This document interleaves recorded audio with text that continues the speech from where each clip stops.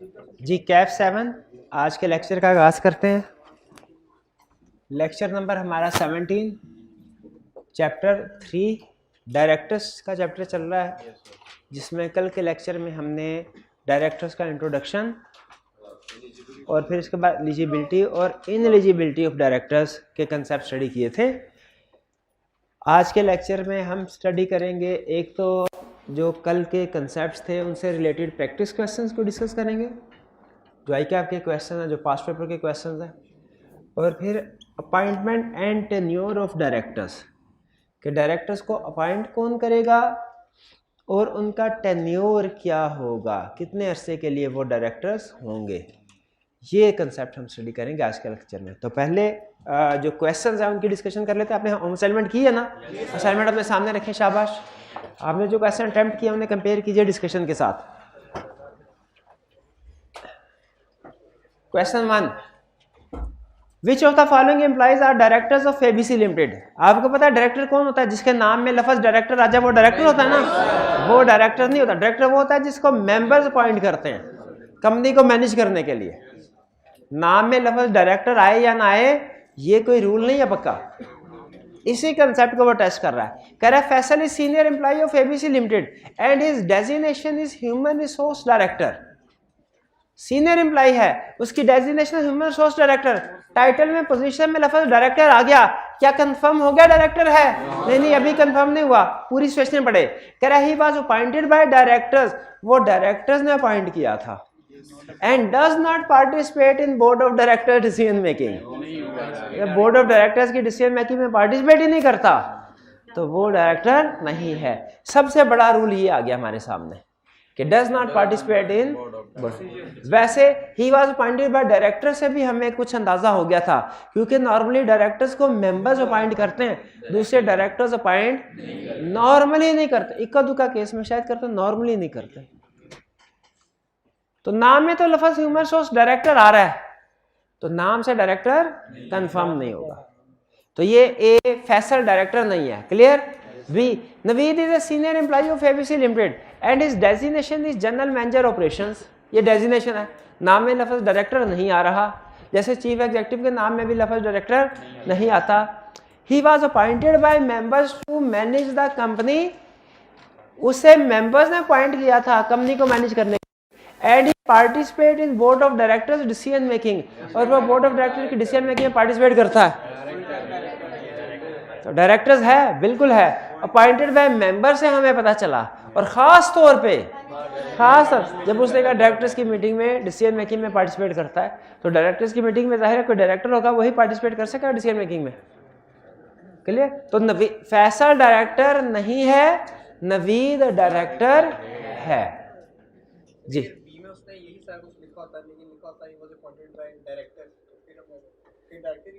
नहीं देखिए, अगर वो केस के फैक्ट्स चेंज करता ना तो बाद में फिर कुछ दूसरी उस लिहाज से एडिशनल इन्फॉर्मेशन हमें देता, जिससे हमें पता चल जाता कि वो डायरेक्टर है कि नहीं है। इक्का दुक्का केस अभी आएंगे। वो इक्का दुक्का केस नॉर्मली डायरेक्टर्स को कौन अपॉइंट करता है? मेंबर। लेकिन मैंने बताया इक्का दुक्का केस है जिसमें डायरेक्टर को दूसरे डायरेक्टर्स अपॉइंट करते हैं। वो इक्का दुक्का केसेस क्या है वो अभी हम स्टडी करेंगे, वो आज के लेक्चर में हम स्टडी करेंगे। आगे चलते हैं। Question 2, ABC limited is holding company and owner of 80% shares of XYZ Limited। यानी ABC और XYZ में क्या रिलेशनशिप आया? होल्डिंग सब्सिडरी का। कह रहा है can ABC Limited be appointed as auditor of as director of XYZ Limited?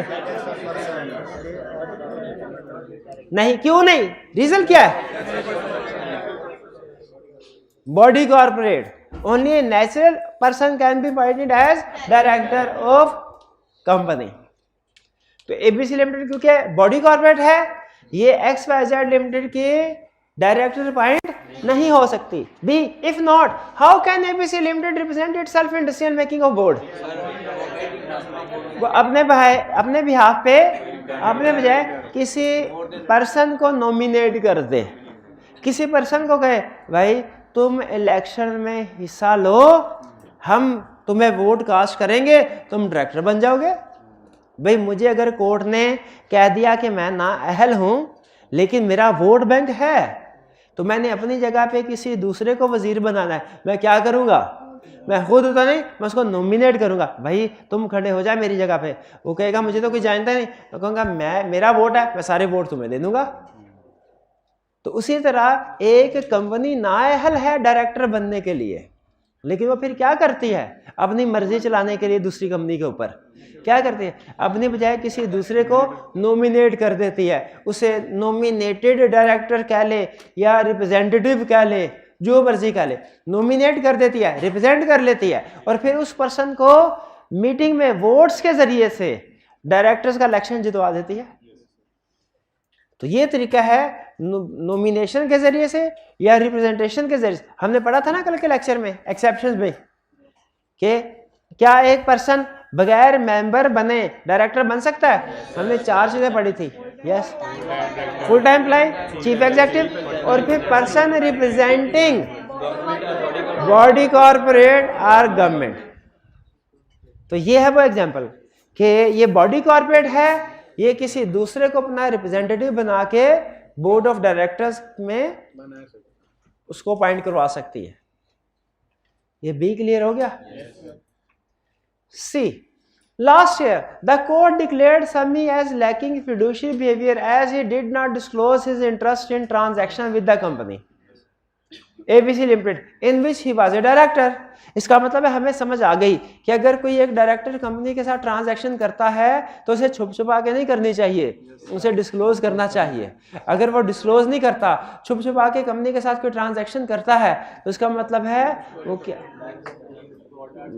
He lakhs fiduciary behaviour. अच्छा जरा सोच के मुझे बताइए, ही लैक्स फिड्यूशियरी बिहेवियर, इसकी ताहयात नाअहली है कि 10 साल तक है कि 5 साल? 5 साल तक, 5 साल तक, ठीक है। दिस ईयर, अच्छा 5 साल तक उसी कंपनी के लिए है ना, किसी और कंपनी में तो डायरेक्टर बन सकता है? 5 साल तक वो किसी भी कंपनी में डायरेक्टर नहीं बन सकता। इस साल क्या है, इस साल उसने चालाकी खेली। समी ने कहा मैं तो एबीसी लिमिटेड के लिए डिस्क्वालीफाइड हूं, अब मैं XYZ लिमिटेड को एज डायरेक्टर ज्वाइन कर लेता हूं। Can he be appointed as director XYZ limited? जो लैकिंग फिड्यूशियरी बिहेवियर है ये सारी कंपनीज के लिए है, 5 साल के लिए। तो भी 5 साल पूरे नहीं हुए क्योंकि वो कह रहा है पिछले साल हुआ हुआ है, तो भी तो 1 साल हुआ होगा। क्लियर? तो ये समी डायरेक्टर बन सकता है XYZ का ना, एबीसी लिमिटेड का बन सकता है ना XYZ का। Clear?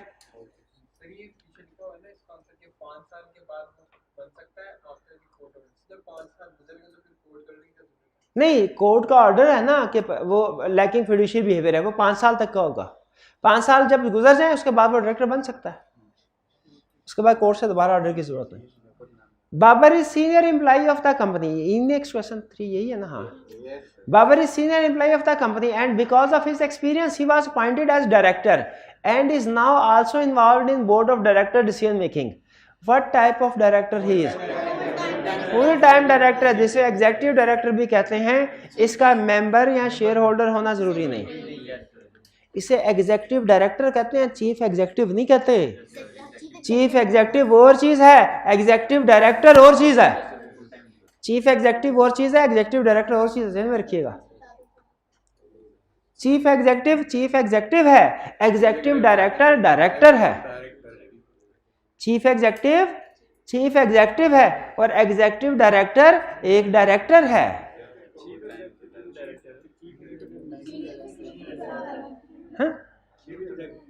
Chief executive honorary director है, लेकिन executive director honorary chief executive नहीं है। एक भी अठारे भाई, सिंपल कंसेप्ट को कॉम्प्लेक्स ना करें। अब मैं जैसे आपको सोचवा रहा हूं ऐसे सोचना है।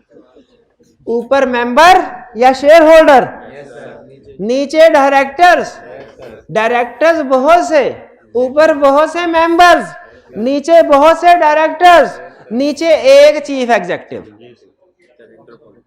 नीचे एक चीफ एग्जीक्यूटिव। ये जो बहुत से डायरेक्टर्स है ना, इसमें बहुत से डायरेक्टर्स हैं। कोई इंडिपेंडेंट डायरेक्टर है, कोई एग्जीक्यूटिव डायरेक्टर है, कोई नॉन एग्जीक्यूटिव डायरेक्टर है, कोई नॉमिनी डायरेक्टर है। इसमें बहुत से डायरेक्टर्स हैं, लेकिन चीफ एग्जीक्यूटिव में एक ही पर्सन है, वो चीफ एग्जीक्यूटिव है। तो ऊपर क्या, बहुत से मेंबर्स या शेयर होल्डर, और नीचे क्या, बहुत से डायरेक्टर, और डायरेक्टर्स के नीचे आगे एक चीफ एग्जीक्यूटिव। बहुत से डायरेक्टर्स में कितनी तरह के डायरेक्टर्स हैं, बहुत तरह के। For example executive director, non executive director, independent director, nominee director, ठीक है, अल्टरनेट डायरेक्टर, और भी डायरेक्टर एक दो होंगे। स्लीपिंग डायरेक्टर नहीं है कोई, ना स्लीपिंग डायरेक्टर नहीं है। तो ये किस टाइप का डायरेक्टर है, होल टाइम एग्जीक्यूटिव डायरेक्टर, क्योंकि एम्प्लॉई है, फुल टाइम एम्प्लॉई है। बाबा का नहीं, हाँ क्या, under the provisions of companies act 2017 comment on following session, Zafar was recently appointed as a director of HP limited, a listed company. In March 2008, board of directors came to know that Zafar had been declared a defaulter by the High Court. Disqualified है कि नहीं?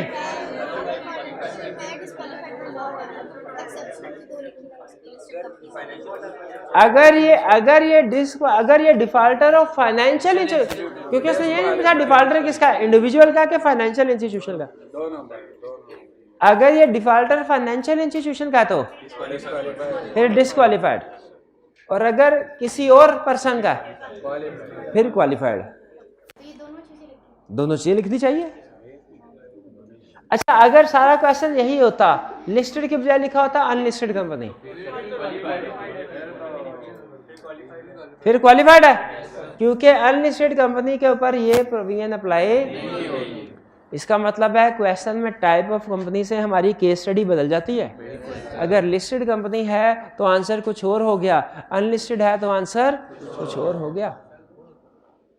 Clear हुआ ये? आगे चलते हैं। Sajid was recently appointed as a director of SC limited, a public unlisted company. In July 2020 the board of directors came to know that Mrs Sajid, अच्छा एक क्वेश्चन में उसने लिखा मिस्टर साजिद और फिर आगे लगा मिसेस साजिद, तो स्टूडेंट इसका भी मिस्टर साजिद पढ़ते रहे, इसका भी मिस्टर साजिद पढ़ते रहे। ये ऐसे फर्क पड़ता है कि नहीं? ऐसे क्या पता चला, ये स्पाउस है, अब ये साजिद नहीं है, ये मिसेस साजिद है। Mrs engaged in the business of brokerage on Pakistan stock exchange. बताइए ब्रोकरेज बिजनेस में सिर्फ डायरेक्टर बना होता है कि उसके स्पाउस भी और माइनर चाइल्ड भी? अच्छा स्पाउस भी, स्पाउस होता है, हाँ जी। तो स्पाउस जो है, स्पाउस हो या डायरेक्टर हो, दोनों कोई ब्रोकर नहीं होना चाहिए। यहाँ पे स्पाउस डायरेक्टर है, ब्रोकरेज हाउस में इन्वॉल्व है, engage. Discuss appointment of Sajid as director. Appointment valid है? क्यों वैलिड है? अपॉइंटमेंट क्यों वैलिड नहीं है? अनलिस्टेड कंपनी है, अनलिस्टेड कंपनी है, वो तो डिस्क्वालिफिकेशन लिस्टेड के लिए अप्लाई होती है, वो तो डिस्क्वालिफिकेशन। भाई समझ आई बात हुई? आगे चलते हैं, चलें जी, थैंक्स, सही। अब चलते हैं हम आज के लेक्चर की तरफ।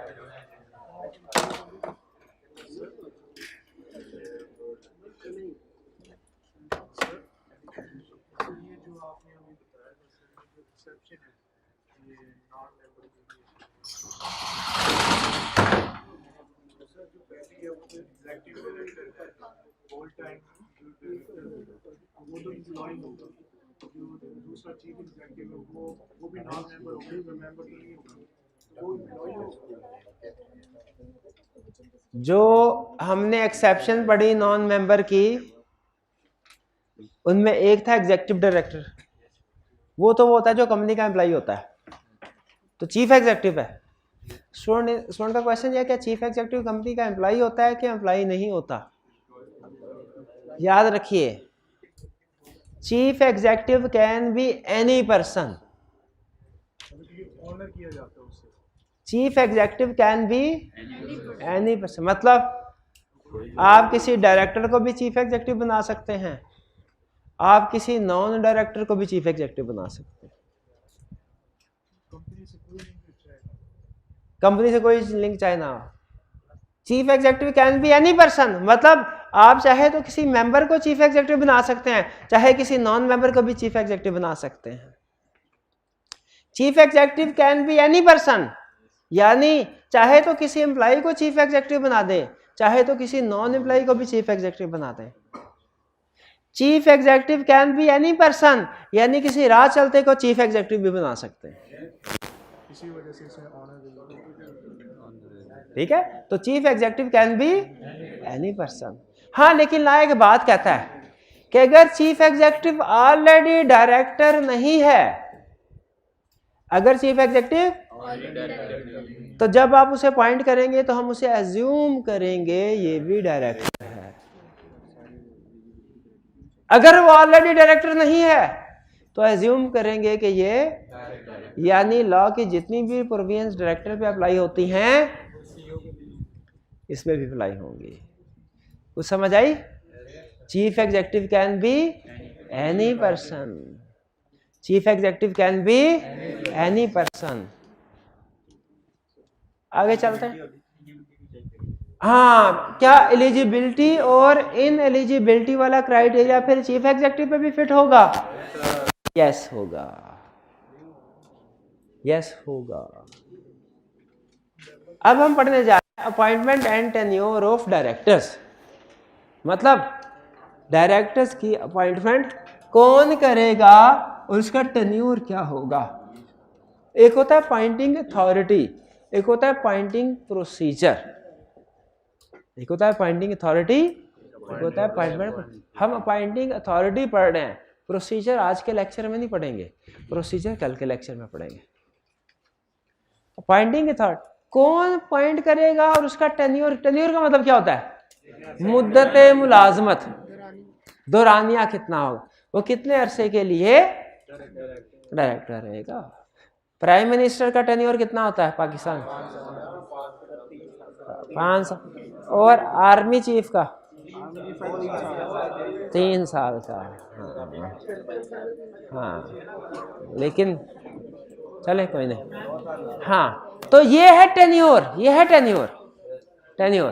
तो देखते हैं टेन्योर क्या है। टेन्योर डायरेक्टर्स की अपॉइंटमेंट और टेन्योर, अपॉइंटमेंट कौन करेगा, टेन्योर कौन क्या होगा, डिपेंड करता है डायरेक्टर कौन सी किस्म का है। क्या ये फर्स्ट डायरेक्टर है, या ये सब्सिक्वेंट डायरेक्टर है, या ये कैजुअल वैकेंसी है, या नॉमिनी डायरेक्टर है। डायरेक्टर बहुत सी किस्म के होते हैं, executive director, non executive director, independent director, nominee director, अब अल्टरनेट डायरेक्टर या सब्स्टिट्यूट डायरेक्टर। फिर इसके बाद फर्स्ट डायरेक्टर, सेकंड नहीं सब्सिक्वेंट, वरना सेकंड के बाद आप, सब्सिक्वेंट का मतलब पहले के बाद जो भी होंगे, वरना आपने कहना था सर 500 किस्में डायरेक्टर्स की मैं बता देता हूँ, first director, second director, third director, fourth director, fifth. नहीं नहीं, उसने फर्स्ट के बाद बाकी सबको क्या कह दिया। तो फर्स्ट डायरेक्टर को कौन अपॉइंट करेगा और इसका टेन्योर क्या होगा। First director is appointed by subscriber. Subscribers पता है किसको कहते हैं, जो मेमोरेंडम आर्टिकल को साइन करते हैं।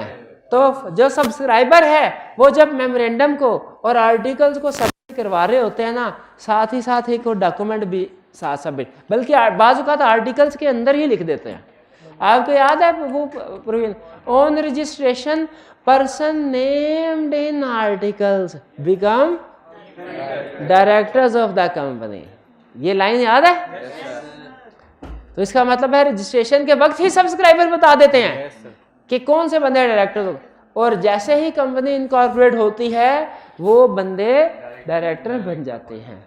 तो फर्स्ट डायरेक्टर कौन अपॉइंट करते हैं, सबसे कितने अरसे के लिए, till first AGM, first AGM तक। फर्स्ट एजीएम में फिर इलेक्शन होगा। अगर मेंबर चाहें तो अगर बाद में ज़रूरत पड़े ना इनकॉर्पोरेशन के बाद कि डायरेक्टर्स कम में मज़ीद बढ़ाने की ज़रूरत है, मेंबर चाहें तो डायरेक्टर्स की तादाद को इंक्रीज भी फर्स्ट डायरेक्टर को, लेकिन बेसिकली फर्स्ट डायरेक्टर्स को कौन अपॉइंट करता है, सब्सक्राइबर। कितने अरसे के लिए, और एजीएम, एजीएम क्या होती है? एनुअल जनरल मीटिंग क्या होती है? जो हर साल होती है एक दफा मीटिंग। शेयर होल्डर्स की ऐसी मीटिंग जो हर साल एक दफा होती है उसे कहते हैं एजीएम। तो इसका मतलब है कंपनी जब इनकॉर्पोरेट होगी तो साल के अंदर अंदर कोई ना कोई मीटिंग तो होगी उसकी एजीएम। तो इनका टेन्योर कितना होता है? नहीं, एक साल नहीं बोलना, टिल फर्स्ट एजीएम। वो एक साल से कम भी हो सकता है। अगर एजीएम 4 महीने बाद हो जाए तो इनका टेन्योर क्या होगा फिर? 4 महीने। First director clear? Subsequent director, subsequent directors को कौन अपॉइंट करेगा? मेंबर। कैसे अपॉइंट करेंगे? एजीएम। इनकी इलेक्शन होता है, इनका वोटिंग के जरिए से। सब्सिक्वेंट डायरेक्टर्स को कौन अपॉइंट करेगा? कैसे? एजीएम में वोटिंग के जरिए। वोटिंग का तरीकाकार क्या होगा कल पढ़ेंगे। कितने अरसे के लिए? हाँ, अगर कंपनी लिमिटेड बाय, अगर company not having share capital है, नॉट हैविंग शेयर कैपिटल, वो इस 3 साल के पीरियड को रिड्यूस भी कर सकते हैं। तो फर्स्ट डायरेक्टर किसने अपॉइंट किए? सब्सक्राइबर ने। कितने अरसे के लिए tenure? Till first AGM. Subsequent director किसने अपॉइंट किए? मेंबर्स ने। टेन्योर क्या है? 3 इयर्स। या अगर company not having share capital है तो वो 3 साल का पीरियड कम कर सकती है। नेक्स्ट कैजुअल, नेक्स्ट इसके बाद कैजुअल वैकेंसी। ये कैजुअल वैकेंसी होती क्या है? कैजुअल वैकेंसी के साथ 3 अल्फाज लिखने हैं: death, disqualification, resignation. Death, death का मतलब क्या है? डायरेक्टर मर गया। डिस्क्वालिफिकेशन का मतलब क्या है? कि इनएलिजिबल हो गया, अपॉइंटमेंट के बाद इनएलिजिबल हो गया, यह है डिस्क्वालिफिकेशन। रेजिग्नेशन, रिजाइन, उसने कहा मैंने नहीं डायरेक्टर बनना, मेरी कोई बात ही नहीं सुनता, मैंने नहीं डायरेक्टर रिजाइन कर दिया। ये 3 केसेस ये कहलाते हैं कैजुअल वैकेंसी। कौन कौन से? Death, disqualification, resignation. जब कोई डायरेक्टर्स की डेथ हो जाए, डिस्क्वालिफिकेशन हो जाए, वो रिजाइन कर जाए तो उसकी सीट हो जाती है खाली। इसे कहते हैं कैजुअल वैकेंसी। भाई उसकी सीट खाली हो जाएगी ना, इसे क्या कहते हैं? Casual vacancy. क्वेश्चन ये है कि इस कैजुअल वैकेंसी को कौन फिल करेगा और कब तक? ये डिपेंड करता है कंपनी लिस्टेड है कि अनलिस्टेड। अब ये गौर से सुनिएगा, ये एग्जाम में उसने टेस्ट किया हुआ कंसेप्ट। अगर तो लिस्टेड कंपनी है ना, अगर तो कैजुअल वैकेंसी को डायरेक्टर्स फिल करेंगे with in 90 days. Casual vacancy को फिल डायरेक्टर्स ही करते हैं, लेकिन कितने अरसे में करेंगे?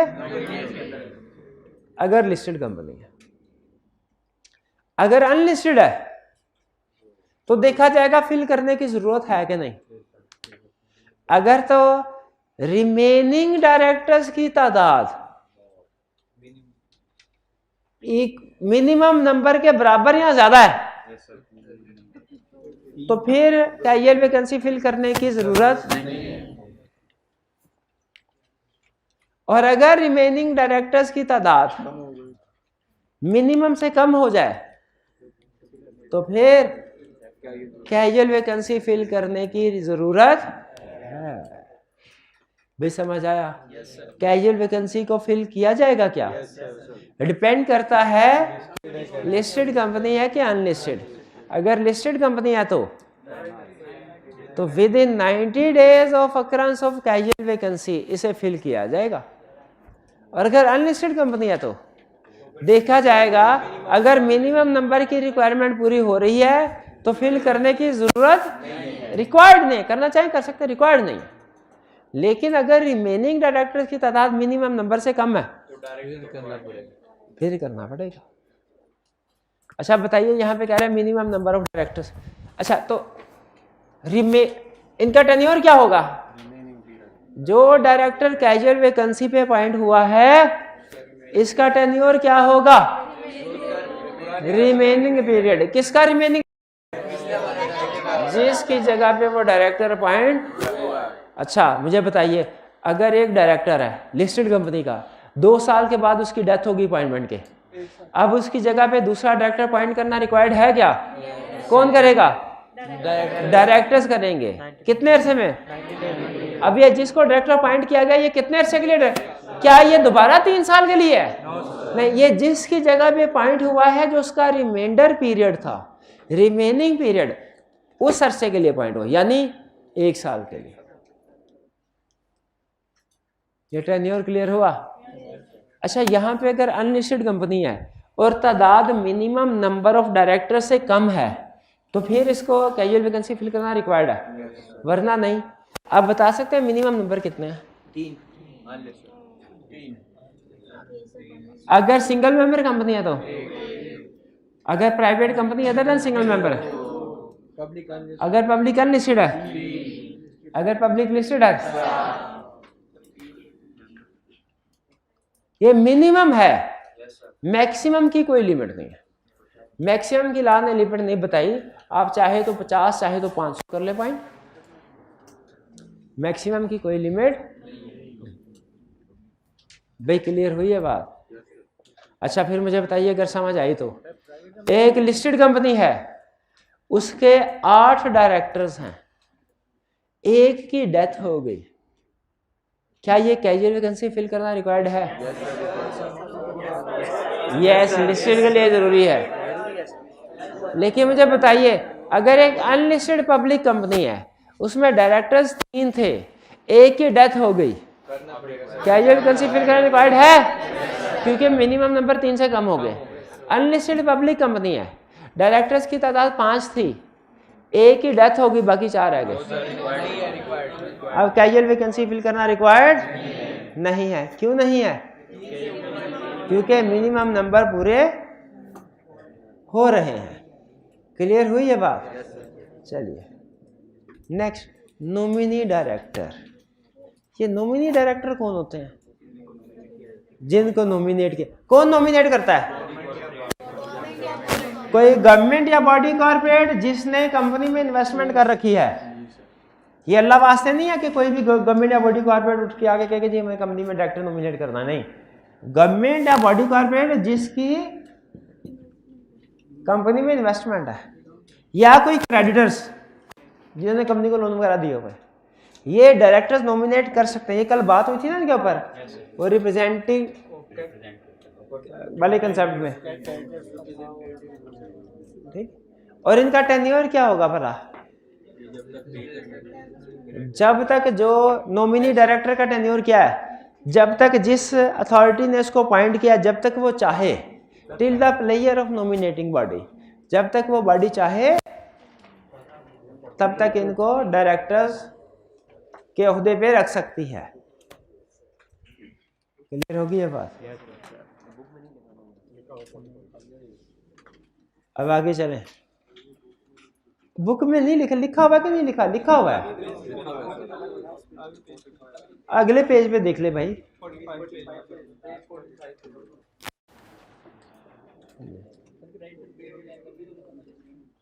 हाँ, अगर क्रेडिटर्स को पेमेंट कर दी जाए तो फिर क्रेडिटर्स खत्म हो जाएंगे। फिर इसका मतलब है जो उनका जो डायरेक्टर होगा वो भी फारग, ठीक है। अच्छा, ये जो लिखा हुआ है ना, till the player of nominating body, ये दोनों के नीचे लिख दें, यानी ये दोनों के लिए है, सिर्फ ऊपर के नहीं है। बाय क्रेडिटर, और फिर चलो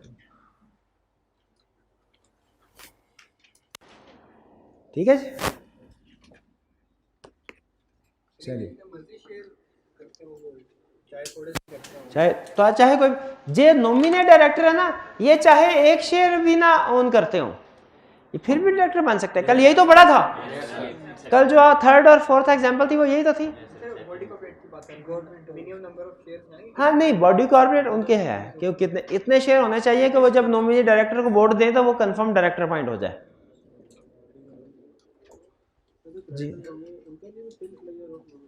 क्रेडिटर्स के लिए भी टेल प्लेयर ऑफ तो खत्म फिर।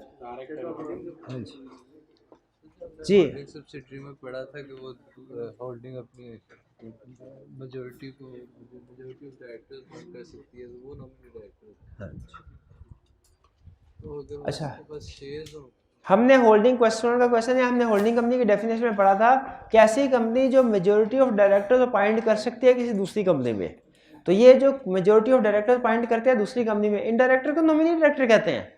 यस, ये डायरेक्टर नॉमिनी डायरेक्टर है क्योंकि इनको होल्डिंग कंपनी ने नॉमिनेट किया। अच्छा, अब ऐसा करते हैं कि इसका क्वेश्चन कर लेते हैं, फिर उसके बाद आज का लेक्चर क्लोज कर लेते हैं। असाइनमेंट होमवर्क दे दें? अब पता है ना आपको, एक ही क्वेश्चन है और वो भी क्लास में डिस्कस होने लगा है, तो फटाफट कल वाली असाइनमेंट चेक करवाइए। किधर सामने रखे, मैं अभी भी चेक करता हूँ। ओह, ये क्या हो गया, ये क्या हो गया?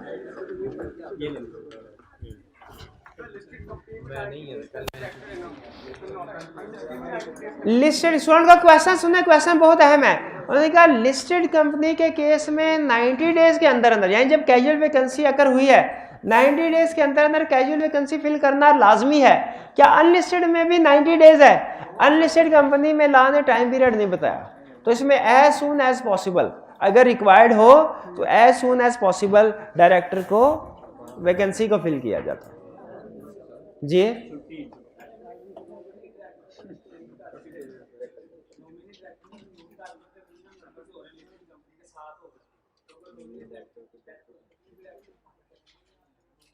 नॉमिनेट डायरेक्टर की डेथ हो जाए तो फिर जिस अथॉरिटी ने उसको नॉमिनेट किया है वही कोई दूसरा बंदा लेके आएगी।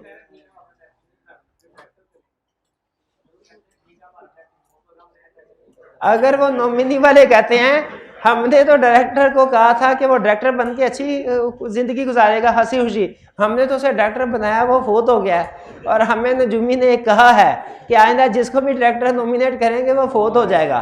और अगर नॉमिनेटिंग अथॉरिटी ये कहे हमने डायरेक्टर नॉमिनेट नहीं करना तो फिर क्या होगा? तो फिर उसकी जगह बाकी के डायरेक्टर्स कैजुअल वैकेंसी फिल कर लेंगे। वो सोचे बट ठीक है, आगे चले। क्वेश्चन 7, आबिद, कासिम एंड तारिक तीनों बहुत अच्छे दोस्त हैं, बचपन के दोस्त थे। हाँ जी, पढ़ा भी उन्होंने इकट्ठे, एक स्कूल में पढ़ा, बिजनेस भी इकट्ठा शुरू किया, फिर कंपनी बनाई एक आबिद का, और उस कंपनी का नाम रखा अल्फा सिक्योरिटीज लिमिटेड, और कहा कि हम तीनों में कोई चौथा नहीं आएगा, हम ही तीनों इस कंपनी के मेंबर्स भी हैं और हम ही तीनों इस कंपनी के डायरेक्टर्स भी हैं। अल्फा सिक्योरिटी लिमिटेड के 3 ही मेंबर है, 3 ही डायरेक्टर्स है। कौन कौन? आबिद, कासिम, तारिक। फिर क्या हुआ? ऑन 30 जून पर इलेक्टेड एज डायरेक्टर, ऑन 30 जून को डायरेक्टर इलेक्ट हुए। ज़ाहिर खुद ही मेंबर थे, खुद ही उन्होंने एक दूसरे का इलेक्ट कर लिया। Qasim expired on 2 February 2012 in a road accident. Road accident में कासिम एक्सपायर हो गया, उसकी डेथ हो गई। Next, a briefly describe the provisions of companies act 2017 relating to casual vacancy as described above. ये पब्लिक क्या उसने बताया कि लिस्टेड है कि अनलिस्टेड है? लेकिन बताया नहीं, कंफर्म है अनलिस्टेड है। लिस्टेड होती तो 7 मेंबर और 7 डायरेक्टर्स ना होते, ये अनलिस्टेड है। अब इसकी कैजुअल वैकेंसी क्या बताइए, क्या फिल करना रिक्वायर्ड है? कैसे पता चला रिक्वायर्ड है? क्योंकि डायरेक्टर्स की तादाद मिनिमम नंबर से कम हो रहे। अनलिस्टेड कंपनी के मिनिमम डायरेक्टर्स 3 होने चाहिए, यहाँ पे 2 हो रहे हैं। क्योंकि मिनिमम नंबर से कम हो रहे डायरेक्टर की तादाद, तो इसलिए फिल होना चाहिए। डायरेक्टर्स को फिल करना चाहिए casual vacancy. Discuss the consequences if Abid and Tariq fail to fill the above vacancy. अगर आबिद अनलिस्टेड लिखा नहीं हुआ लेकिन मेंबर्स कितने, हाँ जी, तो नहीं मैं आपकी बात से एग्री करता हूँ कि लिस्टेड है कि अनलिस्टेड ये नहीं लिखा होगा। अब हमने ये पहले अंदाजा लगाना है लिस्टेड है कि अनलिस्टेड है। मेंबर्स कितने हैं, डायरेक्टर्स कितने हैं, लिस्टेड कंपनी में मेंबर्स कितने होते हैं, 7, और डायरेक्टर कितने होते हैं, तो ये कितने डायरेक्टर्स और मेंबर है, तो कौन सी कंपनी हुई, अनलिस्टेड है तो 3 है ना, वरना 7 पूरे ना कराता। B discuss consequences if Abid and Tariq fail to fill the above vacancy. अब ये देखें, जो पार्ट ए है ना ये इनका डायरेक्टर वाले टॉपिक से है, पार्ट बी इसका मेंबर्स वाले टॉपिक से है कि अगर मेंबर्स की तादाद भी तो मिनिमम से कम हो जाए और रिमेनिंग मेंबर्स 180 डेज तक बिजनेस कंटिन्यू करें, तो 180 डेज के बाद जो भी डेट्स होंगे उनके लिए आबिद और तारिक पर्सनली लायबल होंगे, क्योंकि देखिए वही डायरेक्टर्स हैं वही मेंबर। जब डायरेक्टर्स की तादाद मिनिमम से कम हुई है तो मेंबर्स की तादाद भी तो मिनिमम से कम हुई है। ठीक है जी, क्लियर हुआ जी। और कोई क्वेश्चन हो तो पूछ लें। नहीं क्वेश्चन है उनका।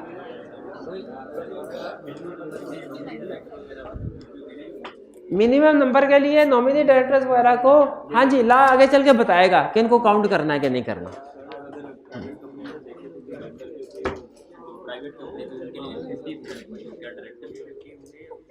प्राइवेट कंपनी उन्होंने क्वेश्चन उठाया, उन्होंने कहा सर प्राइवेट कंपनी में तो हमने मेंबर्स पढ़ा था 50 है,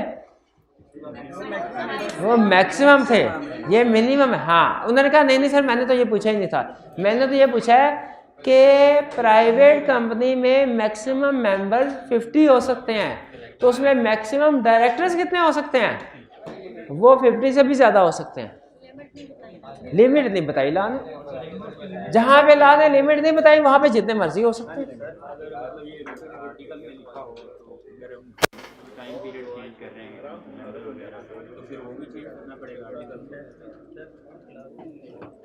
इनका क्वेश्चन ये है, अब आप बताइए, इनका क्वेश्चन ये है डायरेक्टर्स का पीरियड 3 ईयर है, अगर company not having share capital है और वो अपने डायरेक्टर्स का टेन्योर 3 साल से कम करवाना चाहती है तो उसे क्या करना पड़ेगा, अपने आर्टिकल्स में लिखना पड़ेगा।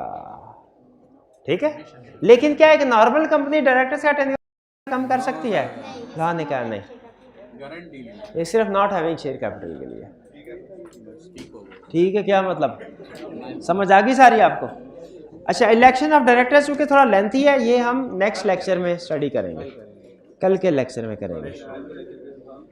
चलिए ठीक है, अभी 10 मिनट हैं वैसे, नहीं 10 नहीं बल्कि 15 मिनट है एक्स्ट्रा। अच्छा चलिए ठीक, कोई क्वेश्चन जी? हाँ पूछे, क्या कोई क्वेश्चन? हाँ पूछे, शाबाश शाबाश शाबाश पूछे। नहीं कोई क्वेश्चन, अच्छा क्वेश्चन है क्वेश्चन।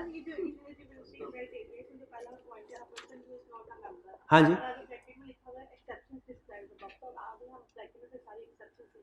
हाँ अगर क्वेश्चन में वो कह दे, नहीं फर्ज कीजिए अगर एग्जाम में इनएलिजिबिलिटी क्राइटेरिया पूछता है तो आपने नीचे इनएलिजिबिलिटी क्राइटेरिया बताना है और इसमें एक्सेप्शंस की बात नहीं करना है, a person who is not a member. लेकिन अगर कहे एलिजिबिलिटी क्राइटेरिया बताओ तो फिर आपने जब एलिजिबिलिटी क्राइटेरिया बताना है तो फिर नीचे एक्सेप्शंस बताने हैं, यानी एलिजिबिलिटी क्राइटेरिया बताते हुए एक्सेप्शन बतानी है, इनएलिजिबिलिटी क्राइटेरिया बताते एक्सेप्शन नहीं बतानी। वो जो एक्सेप्शन लिखी गई है सिर्फ आपको रिकॉल करवाने के लिए लिखी गई है। ठीक है, चलिए और कोई क्वेश्चन? ये है क्वेश्चन? छुट्टी थे? अच्छा चलिए ले लें छुट्टी, ले लें छुट्टी। चलिए आज का लेक्चर यहाँ पे ख़त्म करते हैं हम। अल्लाह हाफिज़।